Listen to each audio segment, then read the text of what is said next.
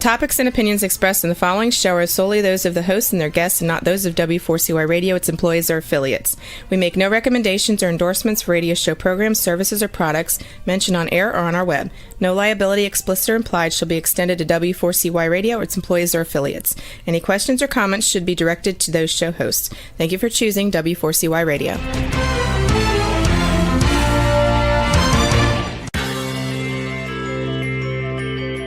Who is January Jones? She is not a young, beautiful, talented actress on Mad Men. She is not an older, gorgeous, exotic dancer from the Johnny Carson Show. She is an author, and she wrote Thou Shalt Not Whine, the 11th Commandment, that reached #1 at Amazon.com.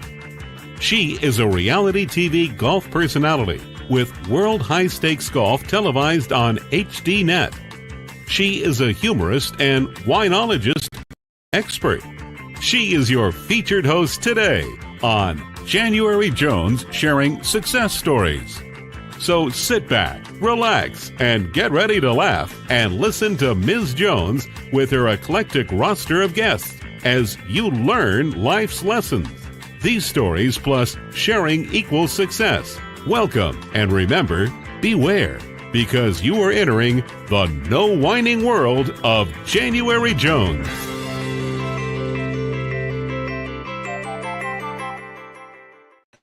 Hello, everyone. I hope you're having a glittery, glowing day. I'm January Jones, and I'd like to welcome you to our podcast. As you can see, I'm in my glitter granny attire, which we'll tell you about later in the show. Also, I'm wearing an American Heart Association t-shirt. My husband is a heart survivor, and we were invited to walk in the Tampa General Hospital walk last weekend. It was an honor, and we're so proud of our shirts. Now for my listeners, let me ask you a question.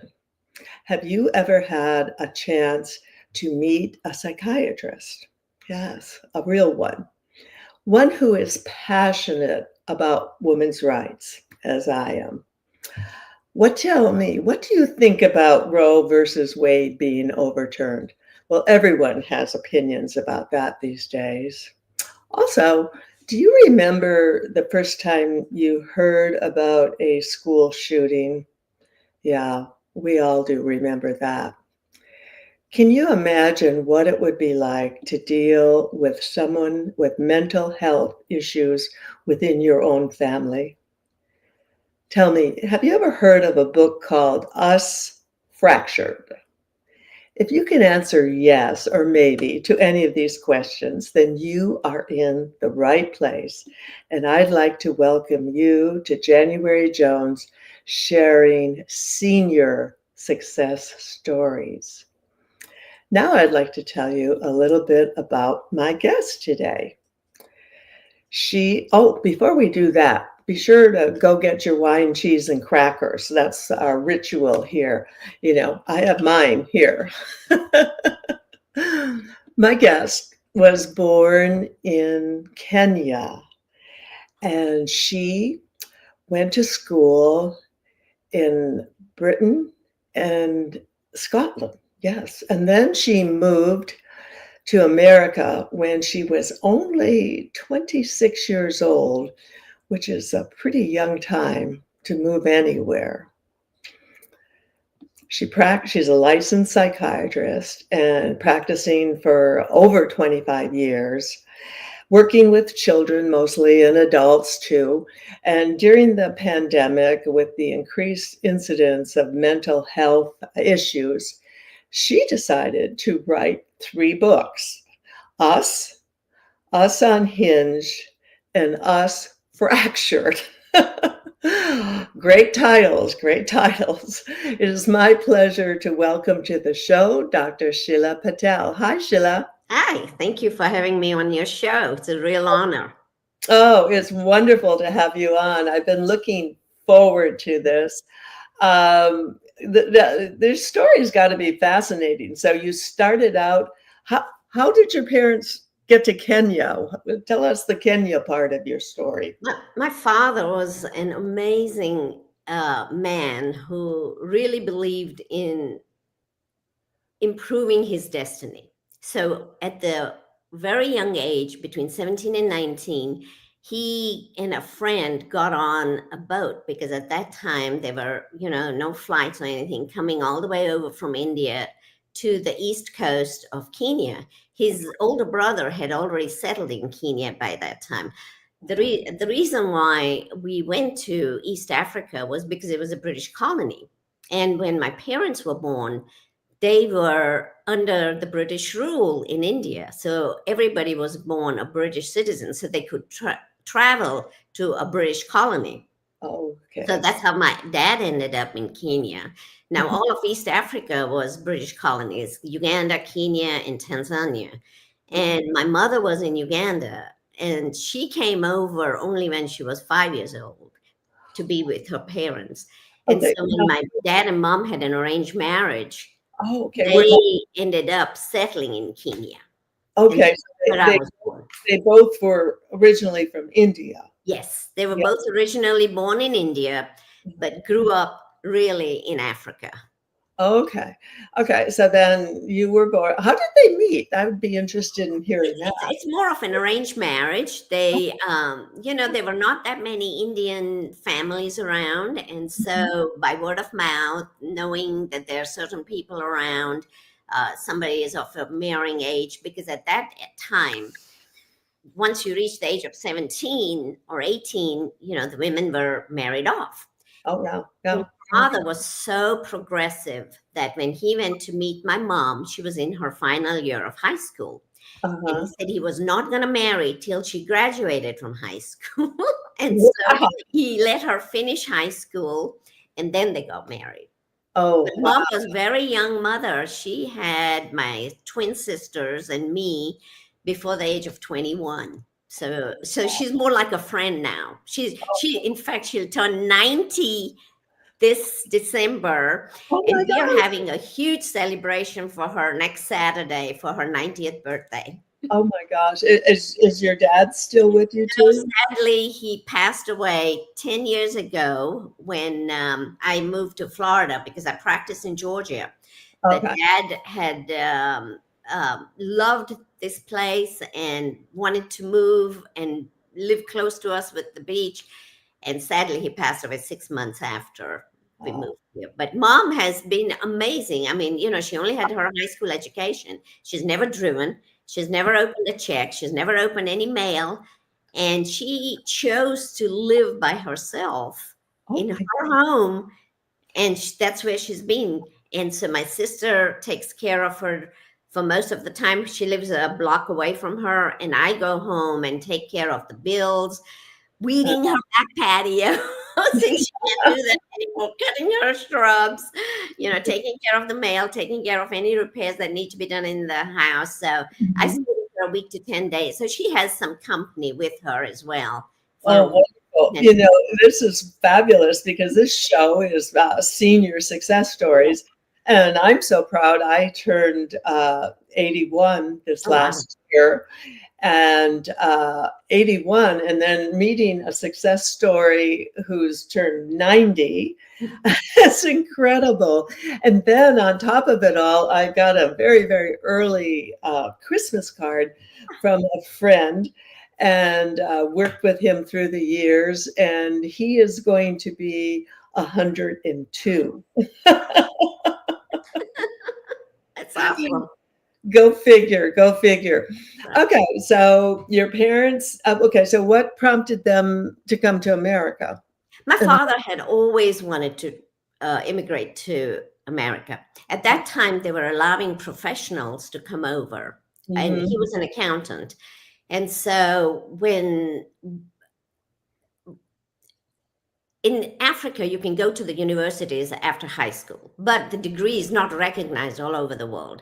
So what happens is that once we finish high school, you can either go to England, because we were British citizens, or, some kids went to India for further education. But my father, since I and my sisters were in England in the universities, Dad came over from Africa, but he really didn't like the weather. He didn't like the cold, clammy, drizzly weather of England. London. And so he had always wanted to come over to America. And we actually had green card visas to come over. But Dad kind of held back a couple of years because we were all settled in and studying in England. And so when I was halfway through med school, and my sisters had already finished their pharmacy school and their podiatry school, they all moved over to America. And I told Dad that I would visit every summer and then I would come over once I finished medical school. And so I stayed on an extra year to do my housemanship, because to register as a physician in England, you have to do an extra year. And so I finished med school, I did my houseman year, and then I came over at 26. Wow.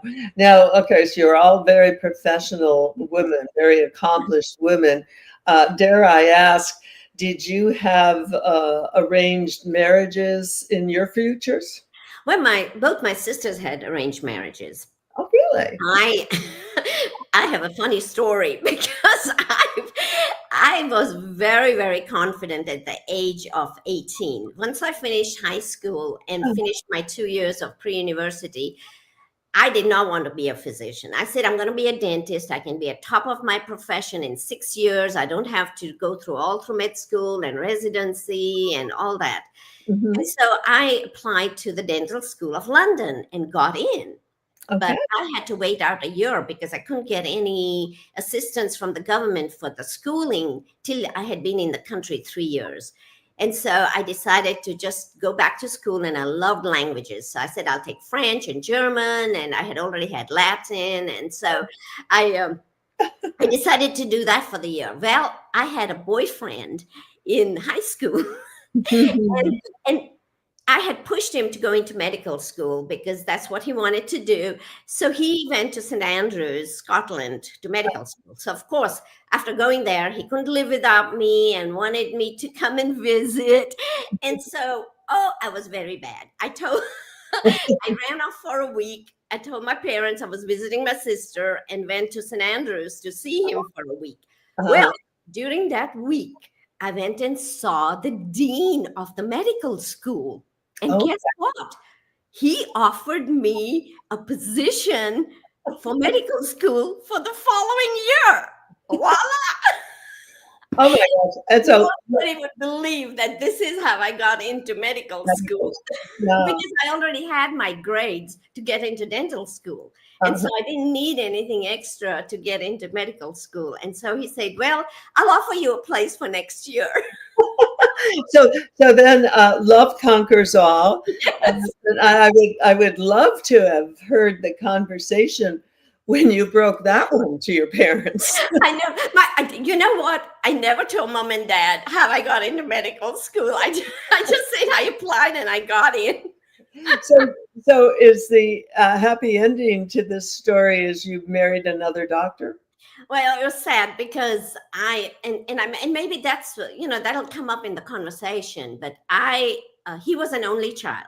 We always talked about having a cricket team for children. We wanted lots of children.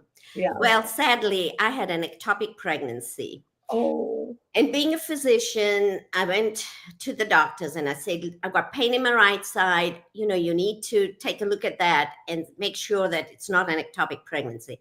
They did a test, ultrasound, and said, no, it's just a cyst. Don't worry about it. Well, 10 days later, I woke up in the morning with 1.5 liters of blood in my perineum. And to make long story short, I had a lot of infertility issues. When I went through all my residency at Medical College of Georgia, we tried every way we could, and there was no way I could get pregnant.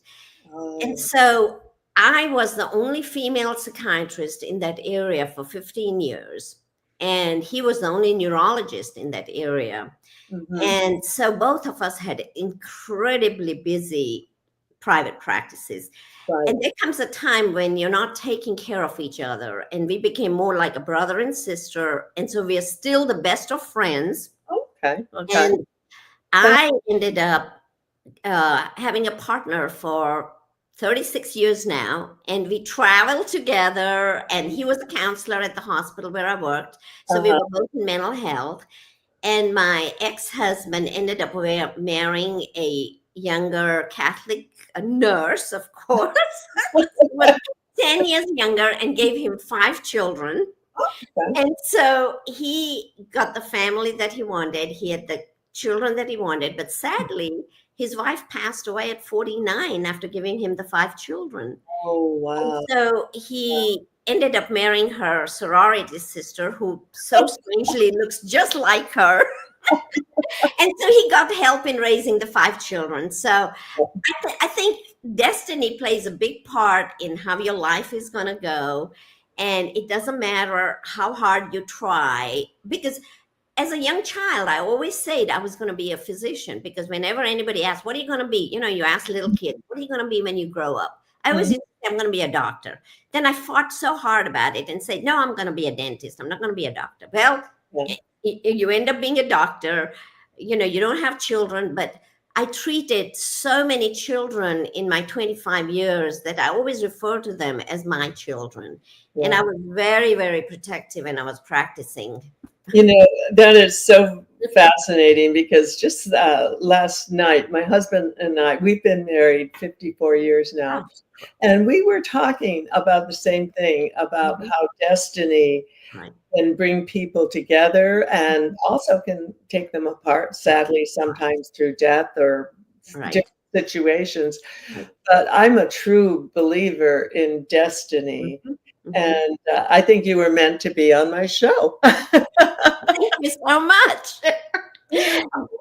So now we're going to take a break, and we're going to hear all about how to glitter and glow. Welcome to Glitter Granny Gifts, to give or to get.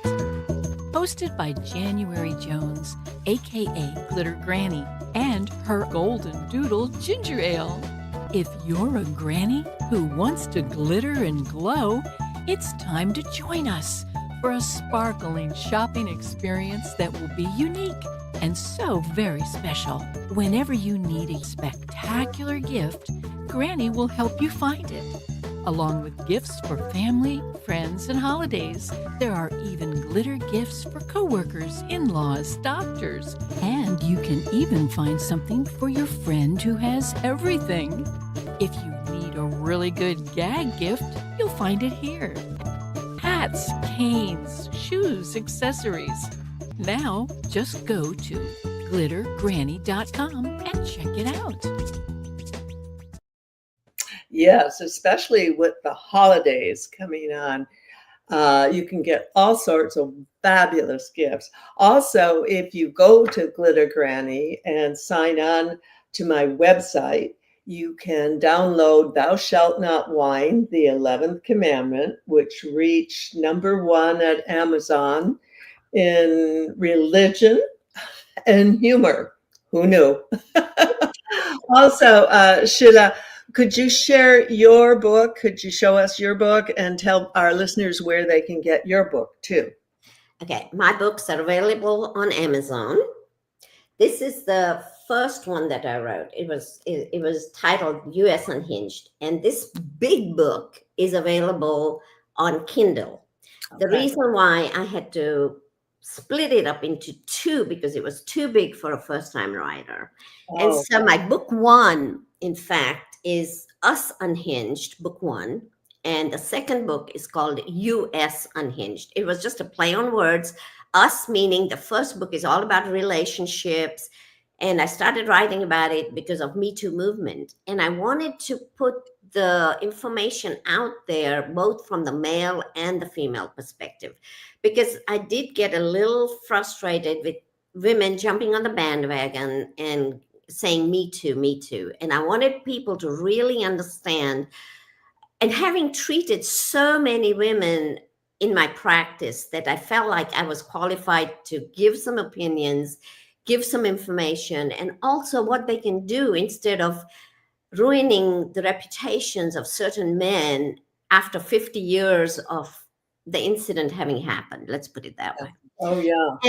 And we talk a lot about false memories, something that we have been carrying from our childhood, we project onto other people, and how that influences our way of thinking, our way of looking, and false accusations can ruin somebody's whole life. And then the other thing I also wanted to talk about in Us Unhinged was also relationships. Like I mentioned, that I and my ex-husband have remained incredibly good friends. And how I could never understand when people say they love each other, they care about each other, and then they get a divorce, and then, it's full-scale hatred. And I just wanted people to understand that there are alternatives, how you are responsible for how you feel, how you are responsible for what you put into the relationship. So I talked a lot about emotions, how the different neurons in your brain, from a medical point of view, how they dictate whether you feel sad, happy, lonely, what kind of things come up, and how to deal with all these issues. So that was the Us Unhinged. And then the US. I was just going to say that brilliant titles, whether it's Us or US, a terrific play on the word US. Thank you. The US Unhinged, basically, like you mentioned about the school mass shootings, and the abortion issues were beginning to come up, because in 22, that's when Roe versus Wade got reversed, and I was horrified. And I living in America, I could have never expected this kind of freedom to be taken away from women. And especially the reason why I share about having the ectopic pregnancy and why this is so important, because what's happening now is that the doctors are so scared to touch the women. And we are hearing case after case of women not being treated adequately, doctors being scared to deal with these emergencies because of the fear of retaliation, not having access to obstetricians, because really where the states have put in all these restrictions, you won't believe there's going to be a 33% less of obstetricians actually practicing in those states, because they don't want to deal with, like in Texas. I mean, anybody can, what they call sue thy neighbor law, $10,000 for anybody providing care or helping, or the woman herself trying to get an abortion. Oklahoma's even worse. They want to charge, they want to fine 100,000. There are other states which they can go after the doctor for 4 years and fine $20,000. I mean, unbelievable laws that the states have passed. And for me, I could have died if I did not have access to care that I got. Talking. So that is why I am so passionate about women's rights and what you can do with your body. And later on, hopefully we'll talk about some statistics on, how much the maternity mortality rate has gone up, how much the infant mortality rate has gone up, and all the reasons for why all this has happened, because of the draconian, abortion laws that have taken place in this land of freedom for us. Well, I was fortunate enough as a young girl to go to an all-girls Catholic school.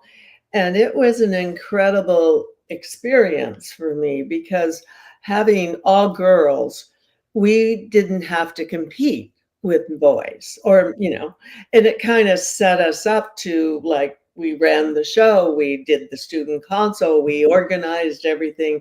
We were in charge of our school lives. And so many women from that era, and many of my dear friends, we're diehard feminists just from the experience, our educational experience. And had we gone to a co-ed school, we might not have felt so confident about our lives. Devastating. I was devastated because I was hoping once in my lifetime I would see a woman become our president, and that did not happen. What chances are there now? Not very many chances of a woman actually getting to the presidency, just because the system is so biased. Yes. Against and biased. Yeah, absolutely. And it's been depressing. So I'm sure a lot of your patients are coming to you and talking about that these days, aren't they? Well, I'm retired now. Oh, okay. Okay. Yeah. Well, I'll So, talk to you but about. but when I talk on podcasts, and that, that's basically what I'm Mhm. hearing, is that, they want me to reach out and talk about how it is affecting women, how it is affecting, because my concern is that the pro-choice people or pro-life people, they're only looking at the unborn baby, the few cells, and especially since a lot of the abortion bans are within 6 weeks, the women don't even know they're pregnant. It's only a few cells. It's less than a peanut size. Uh-huh. And sadly, they're not looking at the woman that's in front of them. They're not looking at the young girl that got raped or had an incestual relationship or even sex trafficking, the way they got pregnant.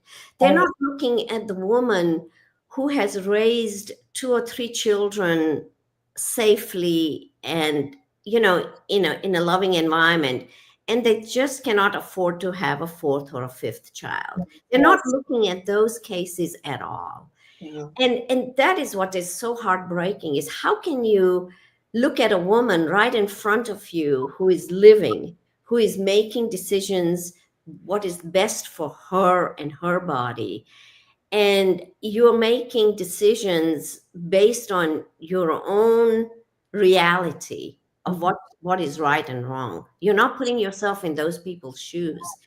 And that's what's so sad.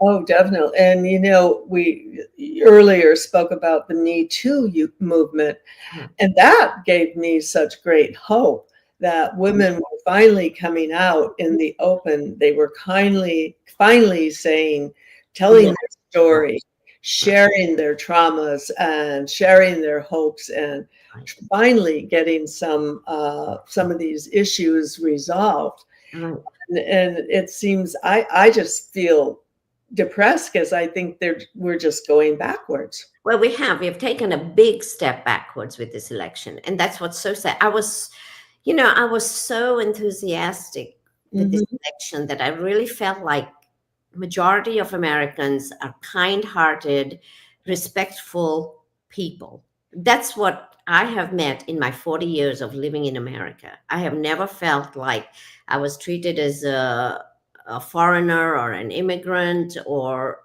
anything like that.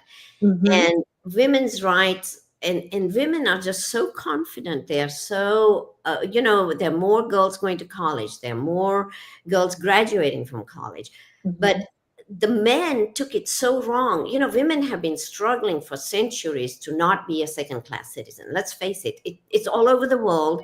And even in America, it's the men that are making decisions for women, because there are so few women in the Congress and in the House of Representatives that are making decisions what is in the best welfare for women. And here, even in America, that they make decisions, and women sadly have gone along with this in this election. And that, every family has a daughter, a wife, a girlfriend, a mother, and how can they not vote for what's best for that woman? It's a puzzlement. It's a puzzlement at this time. We're going to take a break, and I'm actually going to share my book that's in the process of coming out, is Kindle ebook and paper book all this week, that I'm very excited about. And after we talk about my book, I'm going to give you my theory about how to end war. We'll be right back. Juicing, living, and dying without whining. A memoir. 80 years of magical moments, written by January Jones. Patriotic moments. Revealing moments. Thrilling and comforting moments. Sassy moments. The age of Aquarius. Exciting moments. Reality moments. Career moments. Touching moments. with many, many more magical moments. Available at Amazon.com and Audible.com.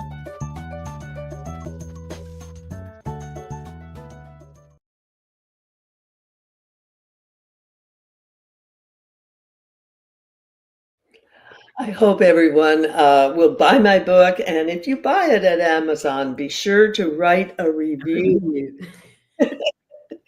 And I was going to share with Sheila my theory on how to end war. I think we could end all wars in the world if we had the House of Representatives made up of only mothers. Now, I'm not talking about having to be a natural mother. I'm talking about stepmothers. I'm talking about adopted. I'm talking about women who basically take care and raise children all over. The Senate would be only grandmothers. Now, when these war issues come up, if you have a bunch of mothers and grandmothers determining the fate of their children, their grandchildren, there won't be any more war. That'll be it. There'll be no way that we'll have another war. I think war is something that happens to make rich men richer. Absolutely. That's my theory. Well, if you even look at the pandemic, the countries, what I addressed also in my books was, when I first started writing, the pandemic had just come about. And so I wrote a lot about what to expect as far as mental health issues and what kind of problems to anticipate during the pandemic. Mm-hmm. Then in my second book, The U.S. Fracture, which was the last book, the vaccinations had come out. And I talked a lot about the effects of the vaccinations, what the scientists are saying, what the anti-vaxxers are reporting, what kind of problems, the long COVID problems, etc. But during that research, I also looked at all the countries who had female prime ministers or presidents. And do you know that every single country that had a female president or prime minister fared better with their COVID response than did the male countries? A lot of the European countries, which was very interesting, that Sweden was one that had a male prime minister and their country did not fare well. New Zealand did extremely well with having the female prime minister there. And a lot of it was due to empathy, understanding, listening, and basically taking care of the people. Males don't have that inherent qualities. Nurturing, exactly. And I think that's what your theory is based on, is that basically women have that instinct of caretaking and men have that instinct of fighting and being aggressive and taking care of the family in another manner. You're right that it's more the warmongers or the people that want to make more money from ammunitions or tanks or, war merchandise. They want to keep these wars going. Sadly, your theory would work, but it would have to be across the world. And I actually did some research on this because I love writing conspiracy books. And there are over 70 countries already in our world that have had women prime ministers, women rulers. I mean, gosh darn, look at the British Empire. Some pretty savvy women who have handled that. Queen Elizabeth ruled for how many years? And that's why I was so disappointed, because I think our country could experience that. And in doing so, I think we would see so much of what is missing as far as empathy and compassion. And taking care of everybody, not just the super rich, and not only the people that make the most noise, because that's what's happening now, is that the squeaky wheel is the one that's getting out there. Yes, it's been a very difficult time for the entire country. Now, let me look at your perspective. You said as an immigrant that you did not face any prejudice or obstacles, that you were just accepted. Why do you think it's changing so dramatically? Well, if I have one criticism about the Biden administration, is that they really did let a lot of immigrants into the country illegally. Illegal. And when my father came over, like I said, he was an accountant, and he had to come over as a professional. All of us came in legally.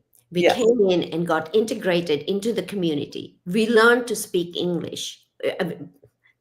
That's a crazy thing to say, because I grew up speaking English since I grew up with English teachers. So I grew up with Indian languages and English speaking.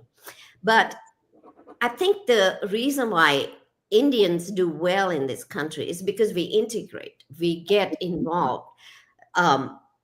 I hate to break down different cultures, but Muslims have a hard time integrating. They're more into their own way they dress, the way they talk. The Hispanics are similar. They come in and they only talk. A lot of them just know how to speak Spanish. And even in Florida, it's so difficult for me to sometimes go into the stores, because I wonder, am I in America or am I in one of the Spanish countries? Because they only have literature in Spanish. The staff only speaks Spanish, and it's very difficult to come to realization. But integration and getting involved with your community, plus also contributing, I think that's the biggest part of. And I'm not saying that the immigrants don't contribute, because I really feel like there is such a lack of manpower in this country. And, when Biden took over, there were, and especially after the pandemic, there were 11 million jobs that were not fulfilled. Okay. They complain about the immigrants taking over their jobs, but they're not willing to go out into the fields and pick seasonal produce and work on the rooftops and work hard in the yards.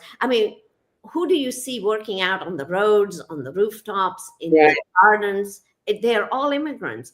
And so you cannot chide saying that immigrants only they contribute a lot to the American economy too. But I think that integration, and I think that was one of the main reasons. One, I spoke good English, so people could understand my English. The other reason was that I was willing to really be involved with the people, give back a lot, and contribute. I think those are very important things for immigrants to understand when they're coming. You're not only just taking. And I think that the anger has risen from people rightly or wrongly believing, and the Republicans putting out all these wrong messages saying that the money that should be going to the people is going to the immigrants, that they're getting Social Security, they're getting Medicare. How can they get Social Security and Medicare when the Americans ourselves have to wait till we are 65? We have to contribute so much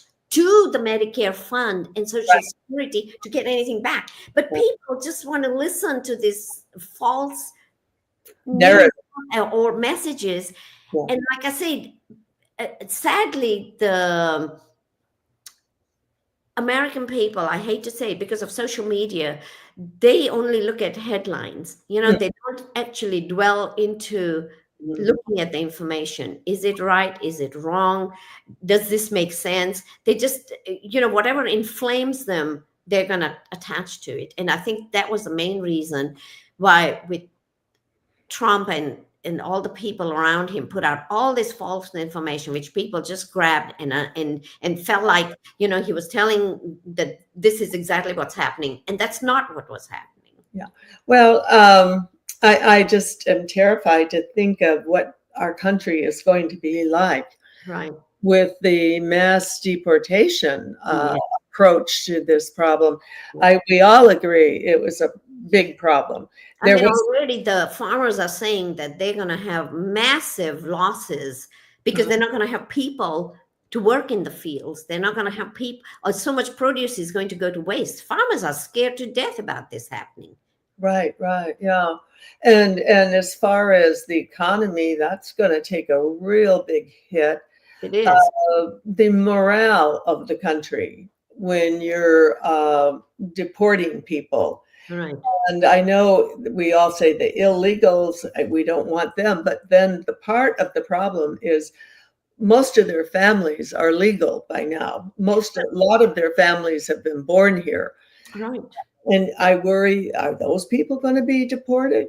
We don't know.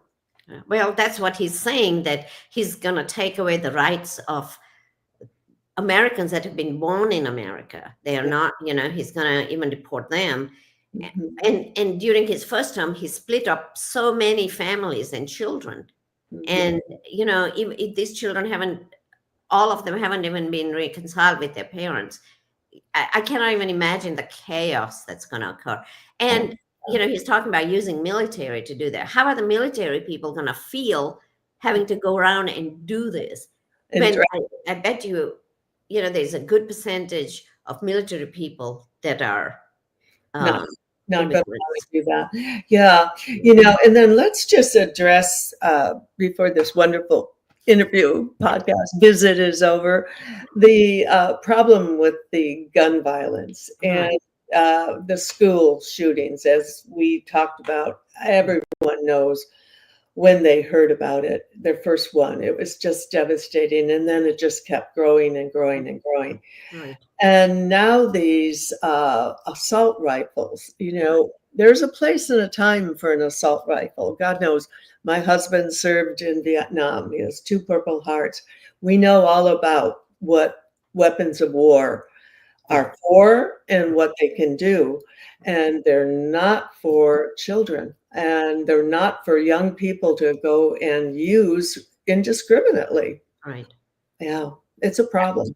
I have written at length about, why it is so detrimental, why the Supreme Court ruled for these little gizmos to be put into the weapons to make it an assault weapon and make it legal.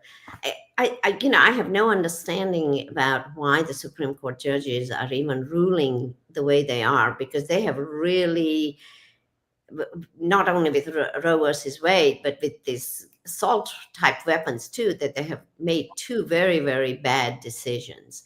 And the only hope that I'm seeing now is that the parents are being held responsible for what they're buying for their kids. And I think that's a good step, because it's the parents ultimately who should know that it's like when my spouse's son, who is an avid gun collector and he had young children. Well, I gave him money and I said, buy you a big safe, because I want all your weapons locked away in there. I said, kids are very curious by nature. And I said, I don't need your weapons to be lying around or whatever. But it's very sad that the parents don't use better common sense, especially in these last couple of shootings where they knew that the child was having problems at school. He had anger issues. It was the same with Parkland shooting, that they ended up letting him having access, but whether it's just going into a cabinet or whatever, it doesn't matter. They should never have access to these kind of weapons. Like you said, there is no reason for anybody to have assault type weapons. Another thing I always refer back to when I'm writing about conspiracies, talking about them, or crimes, follow the money. Right. And when we're talking about the assault weapons, the money trail is there, and it leads directly from the NRA to the people, directly to the Congress, to the Senate. Not only to the Congress, but also the lobbyists. Yes. They are basically funding what decisions the lawmakers are making. See, this is why it really frustrates me that the people elect these people, and these people are not taking care of the Americans. They're making decisions because of the money that they're getting. Everything boils down, sadly, to money, greed, and power. Absolutely. I know.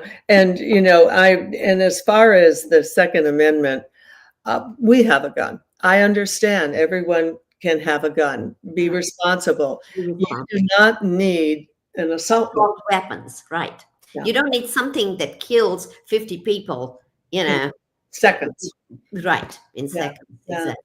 Yeah. Gosh, we're so on the same page about so many things. What can we share with our listeners in a positive way, especially for our women listeners? Have you any thoughts that would help women? I get grounded when I talk to my mother. She's 90 years old. And like I said, I may be a physician and I am 68 years old, but I love talking to her and listening to her wisdom. My thing is, please reach out and put your cell phones down, put your social media away, connect with the women in your life, learn, because one of the things that I talked about in the first book, the Us Unhinged, was in some ways women and men are, I think the men got angry because they're losing their identity. Women are impinging on their careers, on their schooling, that they were used to being the head, being the main breadwinner, but now have conversations that there is a lot of equality. Just because the woman earns more or is more educated does not mean that she doesn't want a partner that's going to share things with her. Let's work on this as a couple. Let's do things together. And I think it's the same thing that what you want to learn from your mothers and your grandmothers. They have a lot of wisdom, and talk to them. I think that they have so many important messages to give you. It's like I tell the girls, you need to learn to sew. You need to learn to cook. You need to maintain some of these feminine qualities. Don't just be. I'm a physician. I'm into school. I'm the main breadwinner, but I still cook a dinner every night. When a button comes off the shirt or shorts, I'm the one that sews it back on. My mother has given us so many good examples of how to be a really good caregiver and a caretaker. My father, on the other hand, gave us a lot of good information about how to get ahead in life, how to have good education. And that's what I tell the girls, that, forge a career for yourself, be self-confident. Yeah. And I talk a lot about parenting, because I really think that building confident children, and that's why I give my example of how I got into medical school. It's all about confidence and how you come across. Absolutely. And the parents these days are not letting children overcome obstacles. They want to take care of everything. Got to build confident children. Yes. I want to have you back because I want to talk to you. I want to do a show about the helicopter parents. Okay. And also, I had never heard the term snow plowing. Snow parents, right? So I definitely will have you back. Okay. And thank you so much so well for visiting with us today. And I hope that my listeners, I hope you've all enjoyed Shila and our time together. We have tried to be informative and we've been tried to be inspiring. I hope we haven't been too depressing. Thank you for entering the No Wine Zone. And please share our stories and our show with everyone you know. Remember, you need to stop whining and then you need to start smiling. And if that doesn't work, then you need to start eating chocolate. Lots and lots of chocolate. Take care and stay safe. And be sure to glitter and glow with us at Glitter Granny. Thank you, Shila. Until we meet again, take care. Thank you. Thank you so much. We want to thank you for listening to January Jones Sharing Success Stories. Always remember Ms. Jones' personal mantra: if you can think it, you can do it. That's what all of our guests have done with their lives, and so can you. You are the ultimate success coach in your own life. All you need to do will be to start sharing your own story with your family and friends. We hope that our guest stories will encourage you to explore an equation in your future that will combine your creativity, plus connecting with others will enable you to be successful too.